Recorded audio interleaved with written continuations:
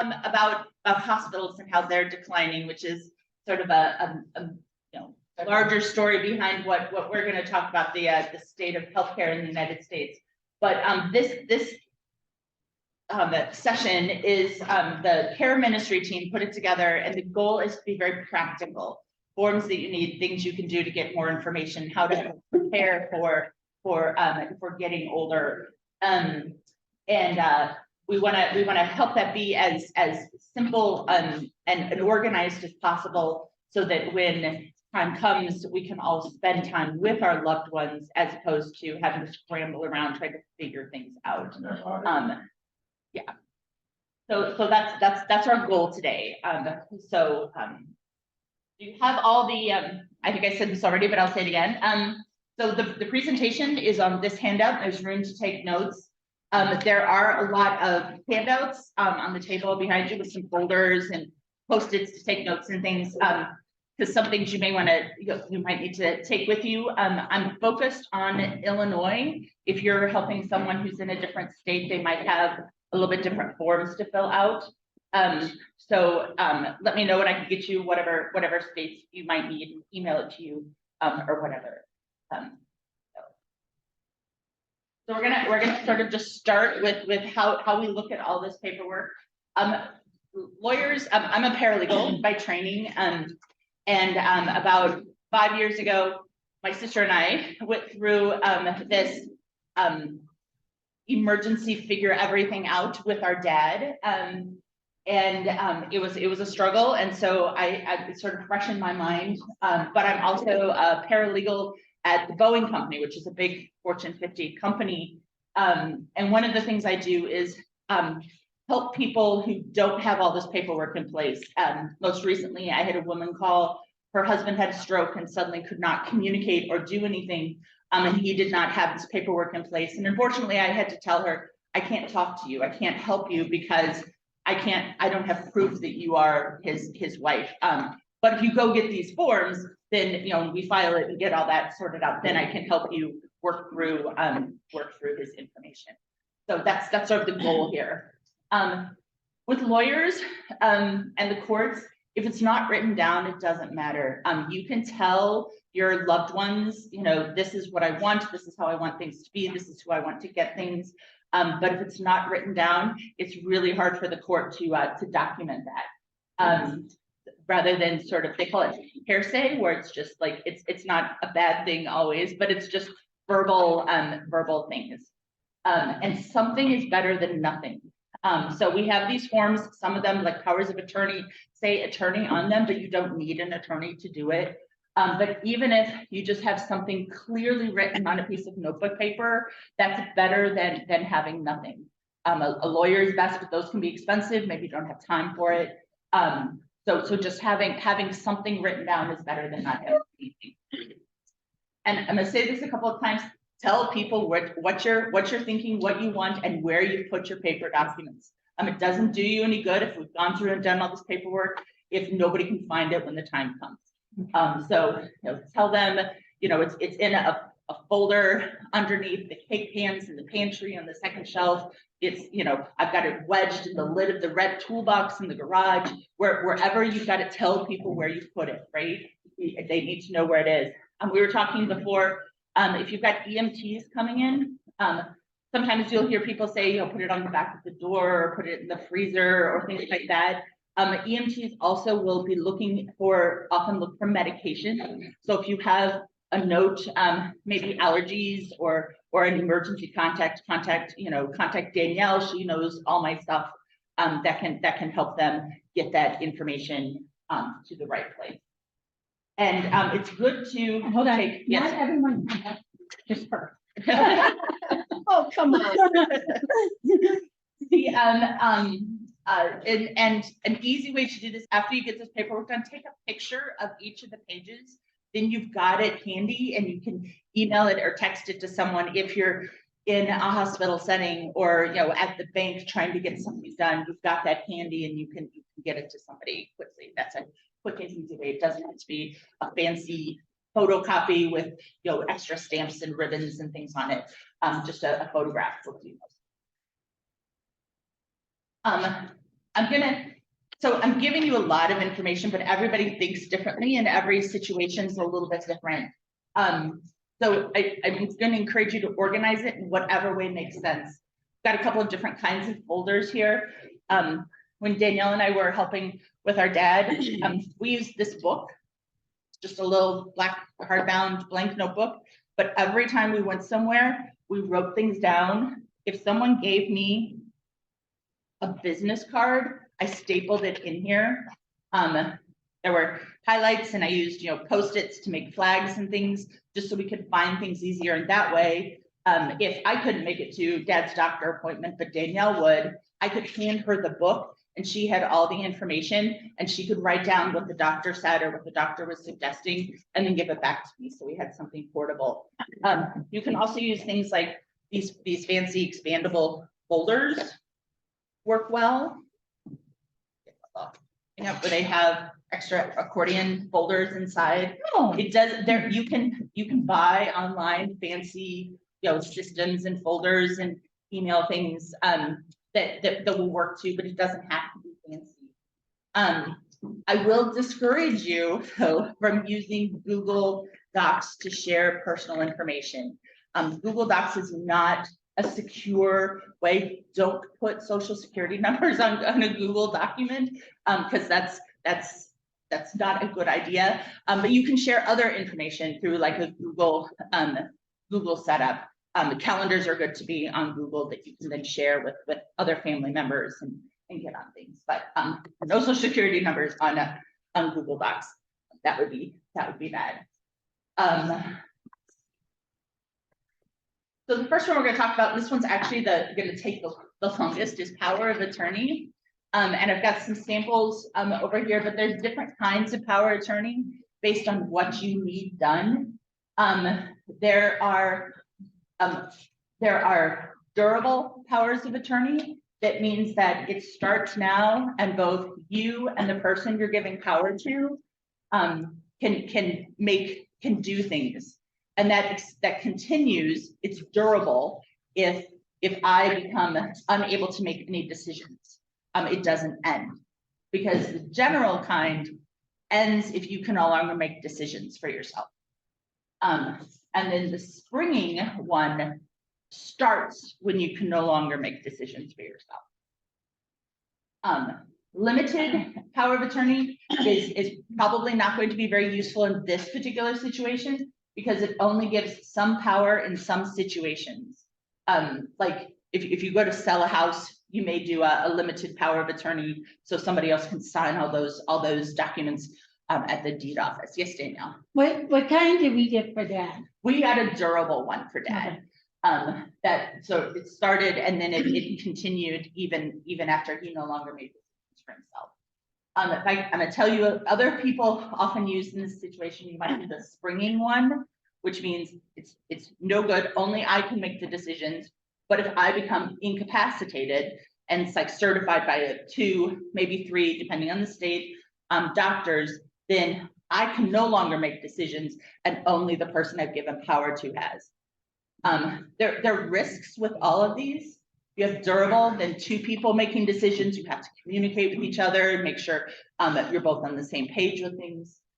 With a springing one, you give the power to someone else when a doctor says you cannot anymore. But sometimes you get better. Maybe you had a stroke and you recovered, and now you can make decisions.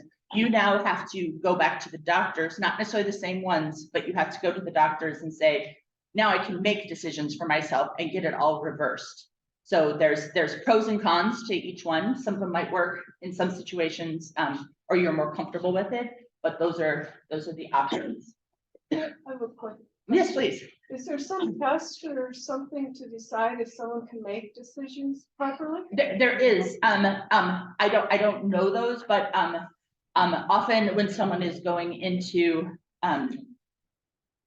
doctors, how can I say this? They're often labeled as maybe dementia tests or tests for dementia. If you're going into an assisted living place of some kind, they will do an evaluation, and part of that is can you make decisions? And these are questions like, who is the president? What year is it? You know, to reading a story to you and asking you to, you know, sort of repeat it back. So it's or, you know, a doctor might, you know, decide, no, you have a ventilator, so you can't speak and you're being in a medically induced coma or something. So it is a medical determination as opposed to it has legal ramifications, but the decision and the evaluation is done by a doctor. Does that answer your question? Yeah. Okay, let me go here and then I'll go ahead. Okay. One of the things is if you ever go into the hospital, say you have to go in for, you know, like a test or even in the emergency room nowadays, they're asking, do you have the power of health, power for healthcare? Yeah, we're gonna, that's a different document. We're gonna get to that one Okay, next, but yeah. Sorry, Yeah, you're right. I jumped the That's okay, that's okay. Wondering if you're going for surgery, Mhm. you know, you have surgery or a succession Sure. surgeries. Would the durable be the best to have? Because I say in my case, I would make decisions for once I'm in, and I'm under anesthesia and can't do it, then they would give her, because otherwise, what would happen if I wouldn't have one? Is she allowed, as my wife, to have this decision or not? Well, it's two things. I'm gonna make sure we might be confusing things. This is for like financial decisions only. Okay. We're gonna get to medical ones, right? This is, Okay. we're gonna get to medical. That's a totally separate document. But the answer to your question is no. So if you did not have a power of attorney, any of these kinds, and you went into surgery and something went wrong, recovery took a lot longer than planned. No, nobody, if you did not have one of these, someone else would not be able to make decisions like, I don't know, pay your bills while you're write checks on your account or something. So that is true, but But we if will they get were to joint medical. account, it's still liable, right? Right, yes, yeah. Yeah, this is focused on Single. financial and sort of things about non-medical. Just a note on language in the forms, because they're originally written by lawyers. You don't need a lawyer to fill them out. You can fill them out on your own and, you know, get them witnessed. And I'm a notary, so if you've got one that needs a notary, let me know. We can get that taken care of. In the forms, when it says principal, that's the person, that's me. That's the person giving the power to somebody else. The agent is the person receiving the power. So, you know, there's some legal jargon in there, and I just want to make sure you know who's who in this. Okay, great. So like I said, this is financial related. If you have one, go ahead and share it with people. Even if you've got that springing one that doesn't start right away, that starts later, go ahead and share it with your base pensions. That's how I usually get involved in my role at my job. Insurance plans, consider adding it to your bank account, just so if you are unable to, you know, your recovery is from surgery is taking a lot longer than expected, someone else could you know, sort of write checks on your account and help take care of those things. But again, you need to like talk with the agent, the person you're giving the power to, and first of all, make sure they're comfortable with it, and second of all, that they know what you like, what you want, how you want things to go. Just to note, Social Security Administration and Medicare do not take powers of attorney. So learn that one the hard way, didn't you? Yeah. Cause So we had to go visit our dad, just so we can call the Social Security. yeah. The way you get around it is And him go on the phone and say, yes, You- my daughter is my power of attorney. Yeah, you have to call them and have the principal, the person, verbally give authority for that Social Security or, you know, Medicare person to talk to someone who is not you. And I'm gonna tell you a secret. Didn't write it down because if it's written down, you know, somebody can get you. So I'm gonna tell you. A lot of times you call in because the first time we called, they were like, nope, can't help you. You know, have to do this way. But then social worker gave me the clue. Call back and try again. Now you're online for like 80 minutes, you're on hold for 80 minutes. It's a total pain in the neck, right? But call back again and you get a different person and maybe you can talk them into doing this for you. So that's just the nature of the bureaucracy, right? So if someone like all these, if you're dealing with a government agency, Social Security, Medicare, Veterans Administration, if the first person you get doesn't help you through, hang up and try again. Get somebody else and don't be ashamed or afraid of saying, please, you got to help me. You don't hit the sob story. You've got most people who work in these agencies want to help you, but they're like limited by their rules. But sometimes you can get someone who will help you wiggle through them. So don't give up is as when you're fighting the bureaucracy. Yeah. I guess the larger story. Yeah. They're run by call centers, and every day of the week, a different call center has the calls on Social Security. I've worked with Social Security for years. So it might be Baltimore today and Redlands, California tomorrow. So you won't get the same people if you call back on successive days. Yeah. So Yeah. It can be a. Although there is a Social Security office in the loop. Yeah, there is one in the there is. And you did say we can go in. Well, our situation happened during the pandemic, so Yeah. nobody was open, but yeah, you could go in as well. Yes, please. Well, I'm just wondering, right now today. Yes. Okay. Uh-huh. Our son's name, those are numbers. Great. If we would both die, or one of us would die, would that relationship change? Would it be better to have a paper that says he's our financial If he has the password, that is okay. But then when he goes to try to close it out, or move it from this account to a different bank that's maybe more convenient, then he would have that. Then they'd say, "Who are you? No, we don't know who you are," kind of thing. If it works now, great. Don't. But if you're looking ahead into the future, you might want to consider doing a power of attorney, or at least calling the bank and having his name added to the account. Having that on file sometimes helps a lot too. So we were talking about financial stuff. Now we're going to talk about the medical stuff that we've sort of touched on, which is totally separate for. This is going to give someone the ability to make medical decisions for them. It may not apply when you're talking to insurance companies. So for insurance companies, it's best to have both on hand.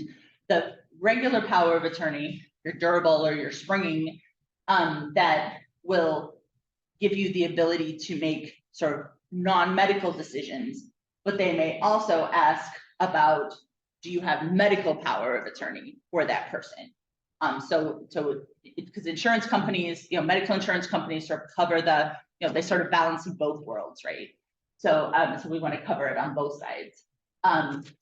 The medical power of attorney, and we've got some copies over there, are going to ask you things like, do you want to be on life-saving, how much life-saving care do you want to have? Do you want to be on ventilators and respirators and other kind of machines? And so the form lists things. If you want something in between, or a little bit of this and a little bit of that, if you write it on the form and then initial next to it. And we want to use sort of, attorneys call it plain language. So don't try to fancy it up. Just, maybe say, I'll be on a ventilator for 60 days. If after 60 days, there's no change, this is what I want done. So if it doesn't fall neatly into one of those categories, you can add things. You can even add pages if you want to write out specifically how you want the hospital to respond to different situations. You can do that. Just initial next to it all. So it's clear that I made these decisions, not someone else making these choices for me. Get this to your primary care physician. your primary care physician might not be involved if you are taken to the emergency room, but eventually it will probably all loop back in. So so it's good if your primary care physician at least knows and in their office. This medical power of attorney will also give your agent the ability to make doctor's appointments, come in there with you, know what prescriptions the person is on. So if you have to like reorder prescriptions or do things like that, that's also useful. So any questions on that? Yes, Danielle, then we'll go. So our dad had a hernia, and because of that, he had a hole in his stomach.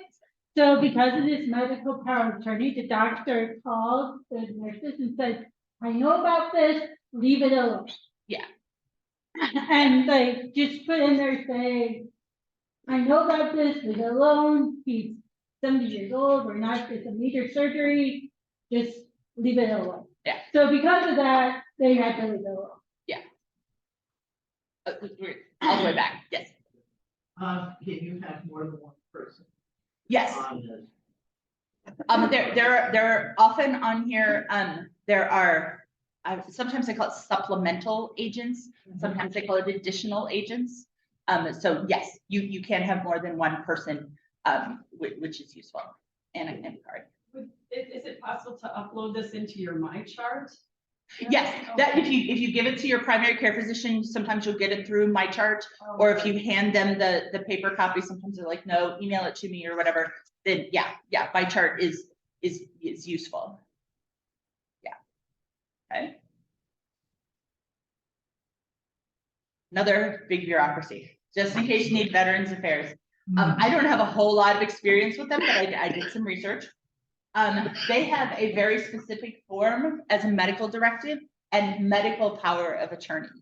So I printed out some of those. So if you have someone who might be getting some benefits through the Veterans Administration or be eligible for some veterans from some benefits or be on veterans disability, you'll want to make sure they have that. And the Veterans Affairs, so they have a specific medical power of attorney form, but they only accept the durable power of attorney forms for your financial information. Okay. So if you are helping someone who is eligible for benefits through the Veterans Administration, you'll want to use those specific forms. And often, if you go into the hospital, or definitely with Veterans Affairs, you have a caseworker assigned to your project. Make sure they know, who you want to be able to speak for you and on your behalf. Sort of loop them in. Again, it's a big bureaucracy. But you want to have that note on file in there. And eventually, you might have to put several notes on file in there because it is this big government agency, and they have a well-earned reputation for being very lots of red tape. So you might need to, it's another one of those you might need to call a couple of times or leave lots of note files. So yeah, I even put in there, it's like you just, if you need to make a call to them or need to just set, get a good cup of coffee or, get a comfy chair and just sit and be prepared to be on hold for a while. And, you just gotta work through it. That's where keeping a lot of notes, they always, call and say, hi, this is Rochelle. Thank you for calling the Veterans Affairs. Write down Rochelle, The time. 4:30, the time, just give, because this is recorded for quality purposes. That can be helpful to you. Like if you have a note saying on April 30th at 10:40, I called and I talked to Rochelle and she said blah, blah, blah. Then as you're going down, they can pull that record behind. It's like, oh, they did tell her that. And it was the wrong information, but they told her that. And, so that can work in your favor. That can be challenging if you're not normally an organized, sort of a person who likes to have everything in one place. But that's why I'm encouraging you to have a book or a folder or something, just something where you just put all these pieces of paper, because you want to have a paper trail. As the kids say, you want to keep your receipts, right? So you want to keep it all together. Yes, in that Also, way. No, yes, please. When you call up the talk, Mhm. if it's something involving retirement benefits that Mhm. carry over and things like that, you should also have the copy of your last W-2 Mhm. from them, because they get real nitpicky about it, and it's just a good idea to have it there. So that's something, just don't throw it away if you've had it for a while. Right, and that does raise another point that I haven't forgotten you. If you, all those forms you have to collect to do your taxes, sort of keep those near wherever you're keeping these documents, because a lot of that information, we talked about account numbers and passwords earlier, but that will, these two are gonna overlap a lot. You'll need to share social security numbers, last W-2s, address on files and account numbers and all those things. So yeah, that is useful. Yes, Beaver. It was 40 years ago, but I had a lot of problems with the veterans. When my father died. Well, the thing, what you said about calling it again and talking to somebody else, he was in the Army Air Corps, World War II, and nobody could find it. There was no record, there was no nothing, whatever. Finally went to the third person. And the third person goes, he said, Army Air Corps? Does that ring any bells with anybody? Army Air Corps became the Air Force. Right. He was not classified as Army. All his Paperwork files were sent to went the to the Air Air Force. Force. And so they were looking in the wrong place. As soon as they looked in the Air Force, they were right there. Right there. But that's the thing, and they said, you also, if you know what platoon or, what Right. infantry number, whatever. Yeah, but all that stuff. The more you It's know, helpful. the better you find it. Yeah. It wasn't that much, but it really helped. Pay Get it to for the. the finance, Mhm. Yeah. and he had it coming.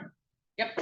And especially if you're, in my opinion, if you're a veteran, you've earned this and you should definitely get it. But you need to be your own best cheerleader, right? It's the bureaucracy is not going to help you. They're not going to save you. You are there to force the bureaucracy to do what you want. You're not there to ask them to help you. You're asked there to say, I need you to do this thing. And if you get sophisticated enough that you can call them and say, I need you to send me this form, or I need you to look in this database and get, so every bit of information you glean from them, get it, and then you use it to sort of fight back on this, because it's we have this idea that bureaucracy is going to help me work through the system. No, the bureaucracy is there to fight the system. You have to get enough information to punch through all the red tape and the roadblocks they're going to throw at you. You were just like, I'm sure we've all had a problem where we needed to talk to a hospital about a bill or something. And if you don't record the name, date, time, who you spoke to, and keep it on the form, so that when you have to call them again next month, because you get another follow-up bill, you can say, well, on this day, I spoke to this person and they said that they were going to be doing this. Do you see it in your file? Because they're supposed to put notes in every time you talk to somebody. And so, because my partner is not very sophisticated in things, he has given different verbal permission for people to talk to me through his insurance and things like that. So, but you have to make sure that you have things written down, and we can't reiterate about having them all together in one spot. I would say never give up. Absolutely. My brother went to Vietnam right out of high school. He was in a Jeep, a mortar went off, and he had severe hearing loss. Right. Guess what? They had no record of that. So for years, now he's 70 years old. At 68, he got a record of the battalion. And it was read from just out of the blue. Somebody sent it to him. We were in the same battalion. And this is, remember the accident. And he finally got benefits of that. Wow. Yeah. So it's just have to keep plugging. Yes. Yeah. You can't don't give up, don't give up. And then, I think the last, no, let's turn a little bit to the more sophisticated things. All the things that we talked about before, you can do yourself. That you can set up, and it definitely falls into the something is better than nothing category. So if nothing else, have a handwritten, this is what I want, kind of thing. We were joking earlier. They will even take them on, napkins or whatever, as long as it is written down. But now we're going to turn to things that are more sophisticated, that you really do need an attorney to help you prepare. So living trust and will, they're often put together in the same document, but they're really two different things. So I'm gonna talk about wills first, just real quick. A will just says, this is what I want to happen to physical things. This is what I want to happen to my house. This is what I want to happen to, grandma's wedding ring. This is what I want, my tap in the car, my shares in the family farm. That all will go into the will part. The living trust sets up so that the transfer of those things, of those physical things, goes smoothly. And there's usually a trustee in the trust, and the trustee is the person who will execute, who will do the things that are in the living trust.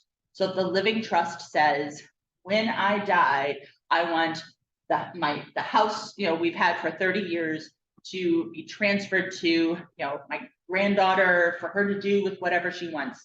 Or, you see on movies, they'll be like, until she turns 27, it must be held in a thing unless she does the, dance with the thing on the full moon of the thunder. So that's all going to be in the living trust. And that will determine all of those things. A living trust also identifies caretakers for minor children and dependents you might have, which is not something younger families often think of, but you do want to think about that. And it also helps when you're closing out pensions and investments. Added, because if you have a living trust with sort of the power of attorney is all sort of baked into that. An attorney puts that package together. It can be expensive, and you're looking for a law firm that specializes in elder care or estate planning. Be careful. Go ahead. Yep, Be you were going the careful. same place. When my partner Richard had dementia from Parkinson's, and we found an elder care attorney. Because we were not married and he had sisters, I said, these are the things that you need to cover. Right. And we had a 3-hour appointment with this gentleman. He came out of the office and I said, Richard, what, have you got everything done? You know what? He graduated a year ahead of me at the University of Chicago. I said, are these things filled in? No, I have to come back again. This gentleman was so, let's put it this way. When I walked into the office and I saw green shag carpeting, paneling, and Oh my God. collection, and according to my attorney, there's hardly any way you can get rid of somebody like that. So be very, very Yes. careful. Yeah. I found somebody my own age to put my stuff together when I was younger, and and you will find a list of elder care attorneys. He was right at the top of the list. You can often pay to be on those lists. Yeah. Just It's a nightmare. so you Google and the first name of I'll use that. Nope, it's do a little bit of research. When you get to this point, and I'm working to pull together a list of some firms of people that we know have worked on this kind of stuff. It's best to I don't know, make Emily's, is it Emily's list? Is that the Yeah. referral? Yeah, that's wonderful. Yeah. Emily's list may have some of those. And I found through any kind of contractor referral, Emily's list to be pretty reliable. But Angie's list? Like Angie's list, that's it. I don't know, who's Emily? I don't know, but Angie's the right one. Another list. It's just Angie's now. Angie's, okay, yeah, thank you. So Angie's list is pretty reliable. So, that's, that could, but you're right, there are a lot of, sneaky people out there. Yes, Anna Kari. Krisha and I got 3 names from Jim Smith, our private Mhm. rep, and then we talked with all of 3 of them for free. And one of them gives a Yep, session yep. at the end of every month, but you could probably talk to him for almost an hour for free. And Yeah. we really liked him. We got it all done. And Oh, we look at that, they so- gave you a binder. Ew. You know, I like a good binder or folder, yeah, yeah. And it was reasonable, and we. Yeah, definitely. You know what, I wait till you get there. Okay, all right. Yeah, it can, but trusts and wills are not something you can do yourself. You could, take some shortcuts. Again, something written down is better than nothing, but without a trust or a will, if you have a house or, a lot of property, you hear stories about, like millionaires and things like that, but if you have a sort of complex things, our dad did not have any complex property. He didn't own much of anything at the end. So ours was fairly simple. But if you don't have these things, the stuff, the property is going to go to probate court, and that is a pain in the neck. Okay. It is going to take at least 2 years to go through probate, and nobody can touch anything. And at the end, the state is going to take out, well, we spent all this time in court to it, so the state's going to take stuff out. And we pay enough in taxes that you don't need to pay the state more to figure out what to do with things after it goes. And this one worries me the most. I don't even have children, but if you have minor children or dependents, they go to family court, which means they end up in the foster system. That's just the way it goes if you don't have something prepared in advance. And they may be separated. Yeah. And at the end, the judge and the state is going to decide how to divide your things and what to do with the stuff you have and where your children are going to go. You will have, if you want to have control over that, if you want to say over it, then it definitely is worth, I think all of us would say we want to have control and say in what happens to our things. You want to have a living trust or a will if you have property or minor children or dependents. Yes, Dana. Okay, so I thought we were higher up. Okay, all right, I'm sorry. So with the ease of closing, we actually, Mhm. like, our grandparents had an Edward Jones person, and they gave us all their money. And then with our dad's stuff, we went to that finance person and just let her like divide all this money. And Yeah. Gave her all the accounts and just let her do everything. And then when it came to us, she told us what to do. Yeah, if you have someone you trust, you can definitely who you've worked with.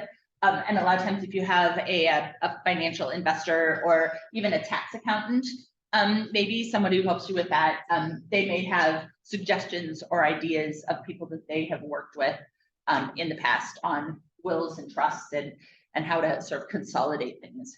So it's less, so it's more easier to deal with, because remember the goal of all this is we want to have this organized so that when the time comes, you can spend time and energy with your loved ones rather than trying to have to figure all this out. When my mother passed, according to her wishes, everything was still with my stepdad. But then when he died, I was the executor of their estate. So until things were done, I paid the bills, I paid property tax. It was my responsibility to have the lawyer do all this stuff and then, sign the checks and get that done. So is an executor something like a? So in a living trust, the person who does it is called a trustee. In a will, the person who does those things is called the executor. Okay. So it's they're lawyers and they like to have different names for different things, right? So but they do the same function. So yeah, that's a good point. A trustee and executor are the same thing. Yes, Danielle. And when we sent him into assisted living, he wanted to drive his car to the assisted living. So we're But like, we're talking about those Oh, things. we're That's gonna- that's okay, next. never week. mind. You're Never mind, jumping- You're that's jumping next ahead. You're jumping ahead. And you didn't These send are- him anywhere for the record. These are If you think something is simplistic, you still go ahead and do this. In our case, it's all simplistic. It's me and Gail, and then all we have is one child, son. But he's an adult, But- so, but still, you But want the if we stuff. don't have it, can somebody else come in and say, well, you got money from mom, or you got something. Family can get messy real fast, That's right? I'm saying. Exactly. It wouldn't Exactly. happen, but, It can get messy real You know, you quick. got mom's ring, I want it now. It doesn't Yeah, go it's to just, him. if you're not, why you're gonna give it to, so and so they're not, yeah. Okay. I had done this a long time ago, Mhm. but it was pointed out to me that I have a living trust for my family. That when I go, my house was given to me and my house will go to my children. Okay, We have to spell out exactly how that will work. And yes, one of my sons has lived with me in the building forever. He's never lived anyplace else. So we have to, with the three boys, we have to get to this thing. Mhm. Yep. And the attorney said to do a lot of talking. And yes, I was so surprised that they came up with something that will work. Because I just had, and another attorney said, you know what, you'll be in heaven. Let them duke it out. And I thought, no, they've been friends their whole lives. I don't want them to die, leave them start bickering and stuff. Yeah. But they came to an agreement that I'm going back now to the attorney and we will put this down. yeah, it gets extra messy, at least the way I see it in my job, is when there are, remarriages and you get, stepchildren or half siblings involved, it can get, you can update these things as Yes, well, so. Anytime. As things go on and, say you have three sons, so you're dividing everything into thirds. I'm just making this up. But one of those sons passes away before you, and we're all very sad, but that you can then redo it to divide it up differently. Yes. And often in here, there will be sort of a, sort of an if this, then that, if this, then that kind of chain on it. And it's sort of, you read it, your eyes kind of cross. You're like, why are we doing this? But it's for those situations. Even when you, if you have investments or a 401k or something, they'll ask about beneficiaries, and you can put multiple layers of beneficiaries in there, and different percentages in there as well. So that's often useful, but this does require an attorney. This isn't something you can do yourself, but without one of these, it can be extra messy, so that the cost of the attorney might be worth it in the long run if you have a complex situation. Yeah, families get messy. Yeah, an ex-wife might want to do something, for Yeah. the person that she was married to for 15 years, but, she married somebody else, but she wants to have money from that instead of having it go to his children that he had with his new wife, and Yes, it can get, You yeah. have to spell it out. Yeah, And you have to you think do. of every circumstance. Yes, it's in the back, yeah. Also, I would say that she was adopted at some point, so she never knew who her real was any Sure. So then you have to, the state, I think it was, said you have to wait 6 months before you can Yep. distribute anything from the will, even though she had it specified for all the family that she had. You have to wait and they put a notice in the paper. Yes. saying, Yep. That's saying, very "Okay, common. This person has died, if you have a relationship, you have to wait. And that's another thing. Yes, yes, that is common with a lot of things. In fact, even if you don't have a living trust or a will, you'll often get advice, wait at least 6 months creditors, debts, hospital bills, all those things, they have 6 months to get all those bills in. So don't distribute the money and then, a bill comes in and, oh, what are we gonna do? Who's gonna pay for it? Although I will tell you something, credit card debt is canceled when you die. So just, so Okay. that does not roll over to someone else. So just so you Did- know. Then we have, Dad had someone that kept calling him, and then like a year Yeah. later, they called us and asked Yeah, us we about. had some debt collectors for debts. I did, because remember, we have to be our own cheerleader, right? We have to, they're not helping us. After our dad died, we had some debt collectors calling, saying he owed money, and I would say, what's the original bill? I'm not disputing Data that we service. owe this, but I need to know the original cost, the original bill. And I was too hard for them to collect money. So they ended up quit calling, because they wouldn't give me that original bill, but I would not pay the debt collector until they told me what the debt was, right? Because what'll happen if you, let's say you don't pay your homeowners association bill, it goes to a debt collector to try to collect. So the homeowners association isn't calling you trying to get the money.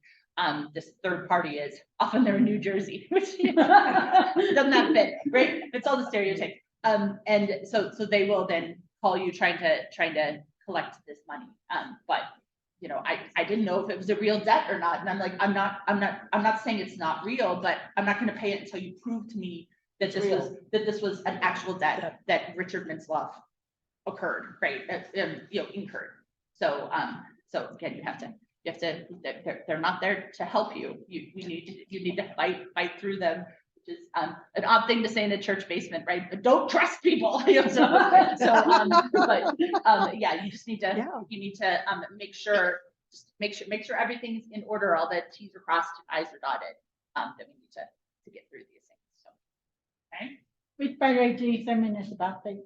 Oh, well, there we go. There you go. Told me to steal your thunder. Oh, no. So just sort of in a bit of a summary here, you want to capture all your information in one place. Don't forget safe deposit boxes if you have one of those. Get information on those and sort of include that written down to whoever you want to take care of that. Make sure they know where that safe deposit key is and what bank it's at. Yes. Yeah, because if it's in a safe deposit box, obviously it means something to you. So you don't want it to get lost and then it end up in one of these auctions where they just open it up, sell it to somebody. If it was important enough to you to get a safe deposit box, it's important enough to you to get it to somebody else. And don't just leave the key hanging around, because when the time happens, What's you're this gonna key see to? I a don't know. key, Yeah, and you know it's for a safety deposit box, Right, but on the little envelope it comes in, it doesn't have the name of the bank it's at. So you sit there and you go, okay, yeah, and sometimes you just don't even, it just sits there, and then the state gets something and then you might get a notice. I'm sure people have done it where it says, look in this website, this money is. about doing property or something. Yeah, Yeah, and so you only have a certain amount of time, but you have to check it. and My husband was an executor for a family, an elder friend of the family. And we thought she had like nothing. She was almost blind. She had one light bulb in her apartment because she couldn't see anyway. He found at least a dozen safety deposit keys. It took him a year to get through her stuff and investigate all these. And it turned out she had quite a bit of money. Yeah. But it was a People can be lot of work. surprising, right? A lot of work and all the paperwork he had to go through. She had never thrown anything away. Yeah, when we went through our dad's money, we found out he had more money than he let on. Yeah.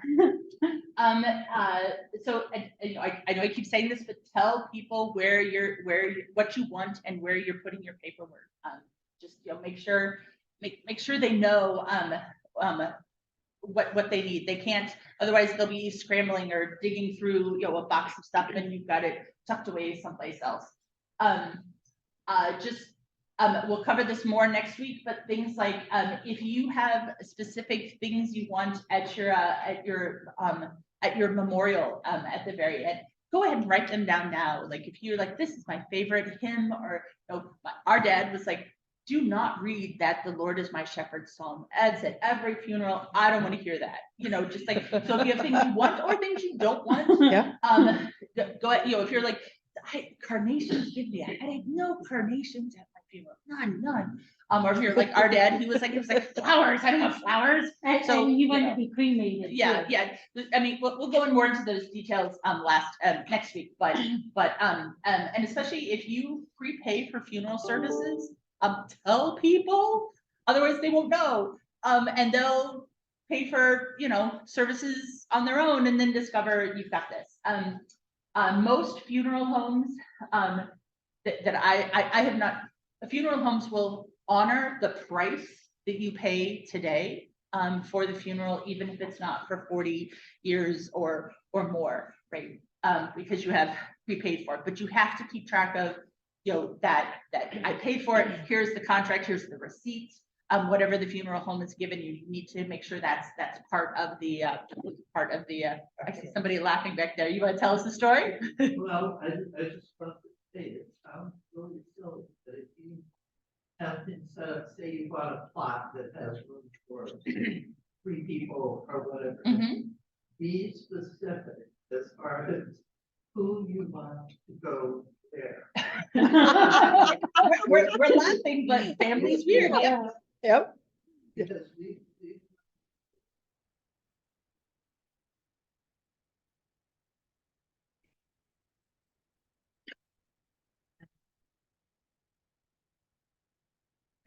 she wanted to be between the two of them.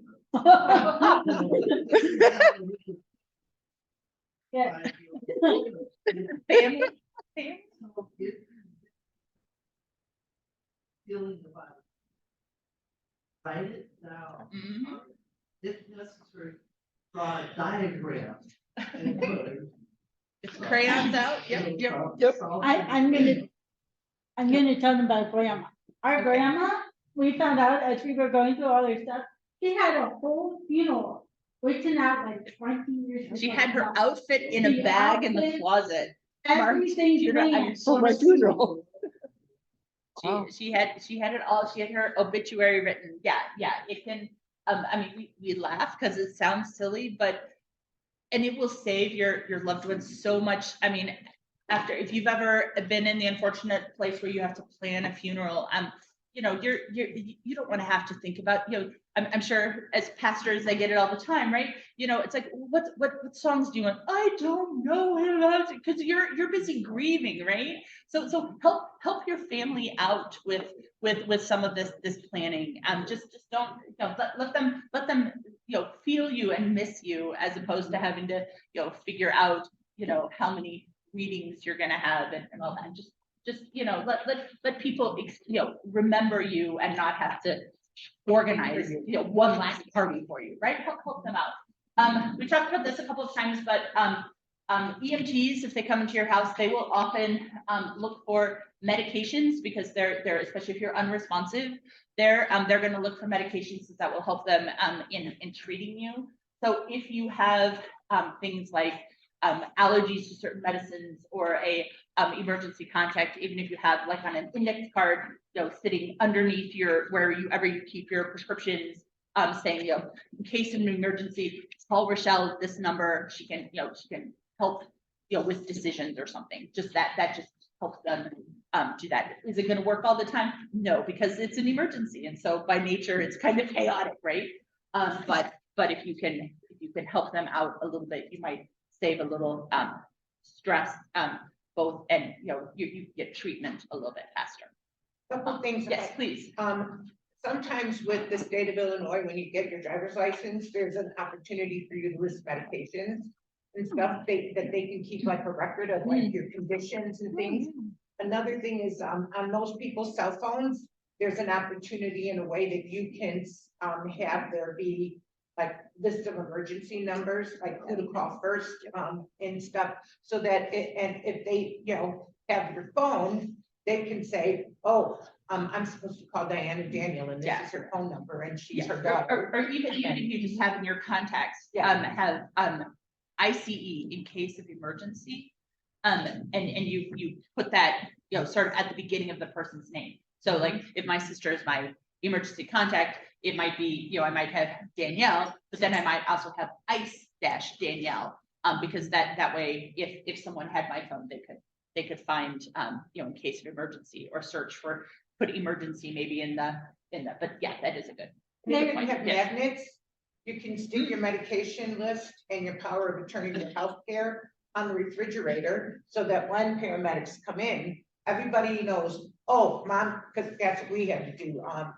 My medications are on a list with my allergies and the fact that I have an artificial joint and things like that, so that all they have to do is go, okay, this is it. And then they can write it down. And then when you get to the hospital, a lot of hospitals are kind of entwined now with their charting. So like if you go to Ravenswood Hospital, and your doctor's at Northwestern, they can get into the same medical system. Usually because it's Epic, and then they can get, okay, this is still current medication and things like that. And when you go to an ER, they say, is your primary care doctor still Dr. Fox? And you say yes, and then they know to contact Dr. Fox when they come up with a plan for you, whatever it is. Last comment, and then I'll wrap up. I don't remember how I did it. I read an article about how in your phone, you can do something with your phone where like I set up my sister, just in case you die, they have your contact information, like they can go into your phone. Yeah, there a lot of phones and social media have a plan. You can have somebody go into your stuff. Why don't you research that for next time? Because that would be very useful. So I want to give people time to maybe look at handouts. We can talk more. This has been absolutely great. I brought some plastic folders that are sort of durable. We have some paper ones, but if you the plastic folders are good. Once you've done the paperwork, you can put it all in there and it sort of stays in there fresh. If you don't have something like that, like especially if you're putting it on a refrigerator or something, a Ziploc bag works just as good, folded up in there. You've got the thing is you have to have the paperwork, even if it's folded up, it still works. It's not gonna stop working. On the forms that we're sharing, sometimes they do ask for, first of all, if you're giving someone power, they need to agree to it. They have to co-sign that piece of paper. And sometimes I think in Illinois, you do require a notary on things. And just to reiterate, I'm a notary. So if you go and you fill out these forms later and but before you sign it, you need a notary. Give me a call. Pastor Christian knows how to get a hold of me, and I can I'll be happy to notarize that and get that taken care of. Will you have your notary here next week? So I will. people take it home. I'll If you take bring it home and complete your paperwork and you come back next week, then you can have it notarized. Yeah. As long as you don't sign it beforehand. Yeah. Fill it out, but don't, because the notary has to watch you sign it. That's kind of the notary thing. We're verifying that you are the person signing this, and that you're aware of what you're signing, that you're not being coerced into it. So next week we'll talk more about sort of what happens as you age more, and sort of getting towards the end and how we can make that smoother. But thank you all for coming. This has been a great conversation. Hey, handouts. If you see something, we're happy to. Sounds like we all have a little bit of experience. If we pool our knowledge, then we can sort of help everybody. Thank you. Thank you. All right.